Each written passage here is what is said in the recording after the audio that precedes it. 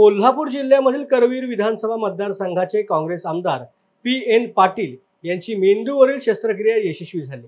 PN. Patil काल घरी पाय घसरून पडून जखमी झाले। त्यांना उपचारासाठी अष्टर आधार हॉस्पिटलमध्ये दाखल करण्यात आले। त्यांच्या डोक्याला मार लागल्यामुळे कालच त्यांच्यावरती शस्त्रक्रिया करण्यात आली। सध्या त्यांच्या तब्येतीमध्ये सुधारणा होत आहे, परंतु परिस्थिती नाजूक असल्यामुळे त्यांना विश्रांतीची गरज आहे। त्यामुळे कार्यकर्त्यांनी कोणत्याही अफवांवरती विश्वास ठेवू नये आणि हॉस्पिटलमध्ये गर्दी करू नये असं चिरंजीव राहुल पाटील यांनी सांगितलं आहे। साहेबांची तब्येत कशी आहे? कारण की बरेच मेसेज जे ते सोशल मीडियामध्ये व्हायरल होताना पाहायला मिळते। नेमकी सध्या साहेबांची तब्येत कशी काय? आज तारीख 20 सकाळी 11 वाजता आम्ही आताच डॉक्टरांशी चर्चा करून आलेलो आहे। साहेबांनाही आम्ही बघून आलो आहे। साहेबांची प्रकृती कालच्यापेक्षा स्थिर आहे। अजून त्यांची प्रकृती जरी नाजूक असली तरी कालच्यापेक्षा सुधारणा आहे असं डॉक्टरांचं म्हणणं आहे। सकाळीच त्यांचे CT स्कॅन्स आणि टेस्ट परत झालेत, तर कालच्यापेक्षा इम्प्रूव्हमेंट आहे।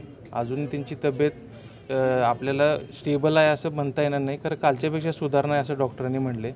त्यामुळे माझी सर्वांना विनंती आहे की कुठल्याही अफवांवर विश्वास न ठेवता साहेबांची प्रकृती सुधारा लागली असं आपल्याला सगळ्यांना सांगून साहेबांच्या प्रकृतीसाठी आपण सर्वांनी प्रार्थना करावी अशी मी सर्व लोकांना विनंती करतो।